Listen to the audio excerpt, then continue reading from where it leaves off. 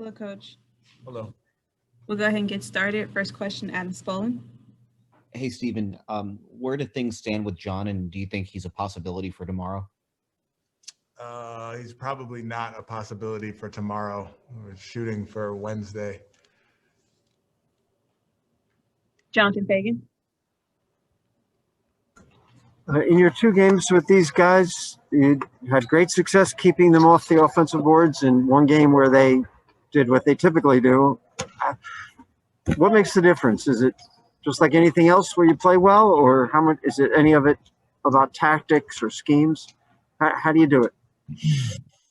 It's a hard job, obviously. I believe they were coming off a back-to-back the first time we played them, and Adams, he didn't have quite the same energy.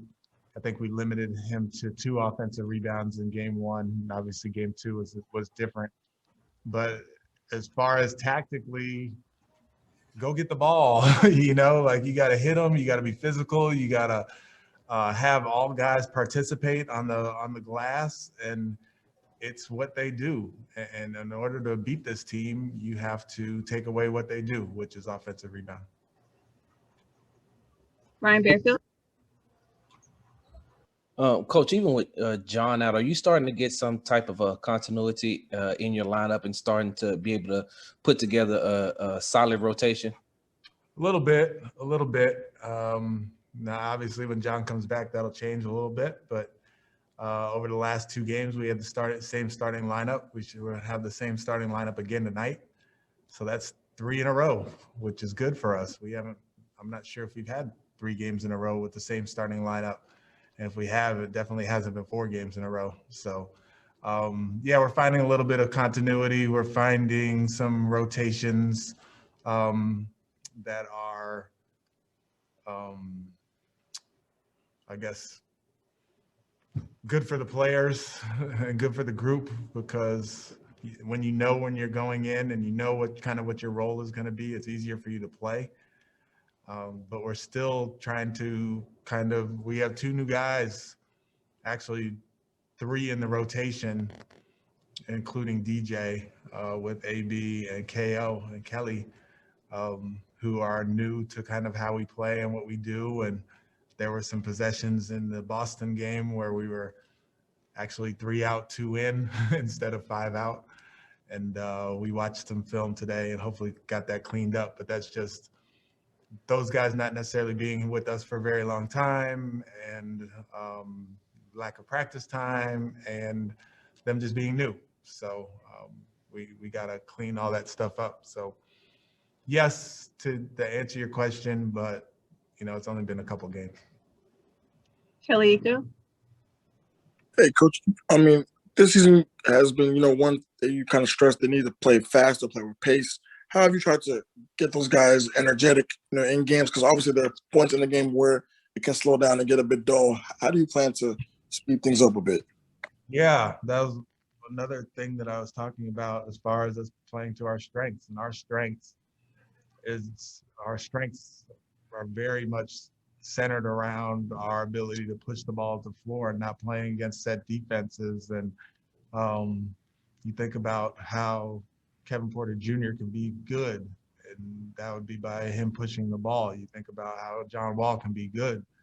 That's him pushing the ball. You think about how Christian Wood can be good, and that's us pushing the ball and hitting him as a trailer, or him trailing into pick and rolls, or rolling or popping, and us playing quickly. So continuing to stress to the group the importance of us playing to our strengths.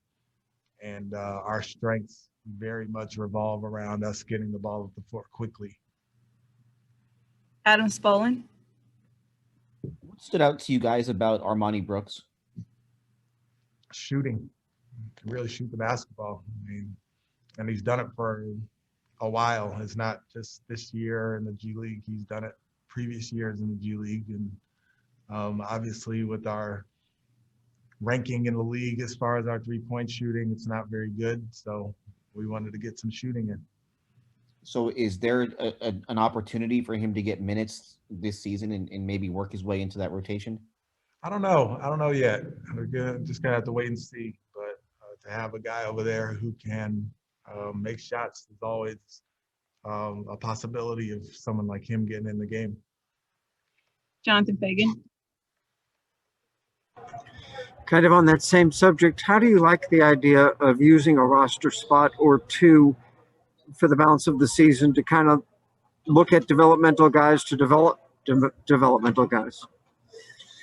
Yeah, that's probably a question better answered by Rafael, but I'm for it. You know, if we have spots that are available for guys who we want to take a look at, guys who can possibly fit into how we play, get a good look at guys how they work and how they listen and how they learn and all of those things. Those are important things for us to know. So, yeah, as the season winds down, I'm sure we'll have the opportunity to do stuff like that. And as far as what that looks like, I'm not 100% sure and how much time they would get and all that. But just to have them in the building and get a good feel for who they are, that's a positive in my eyes. Do you have a timetable on when he'll be available? I think on Thursday, but don't quote me on that. I don't know. Thanks. I think I was told Thursday. Not tomorrow, though. Thanks. Brian Bearfield. Coach, did you get a chance to talk with Ben before everything happened? I didn't talk to him before it happened. I've been in constant communication with Ben throughout the season. And he's one of like my favorite people. I mean, just a really genuine team guy, and in a really tough position. And so I made sure that I was always kind of communicating with him and letting him understand that I believe in him, and he just had to stay ready. And there were times where he wouldn't play like 2 or 3 games, and then he'd come in and play, and then he'd sit again. And it's just such a hard thing for a shooter to kind of be in and out of the lineup. And I totally understand that, totally get it.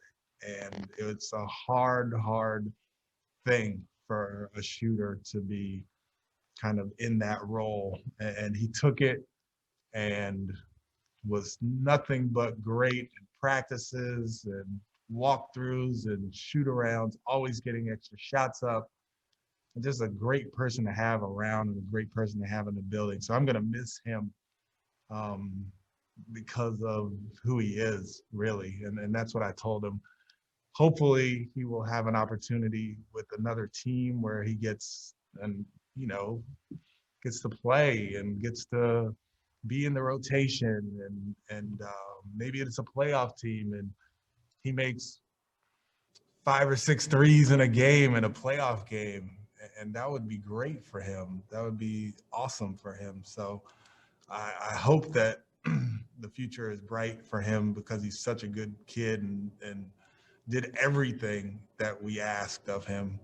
And I hope that someone picks him up, a good team picks him up, and he can flourish in a role that he deserves because he was really just a joy to be around. And that's kind of encapsulating what I told him to answer your question. But yeah, I enjoyed Ben a lot. Thank you. Thank you, Coach.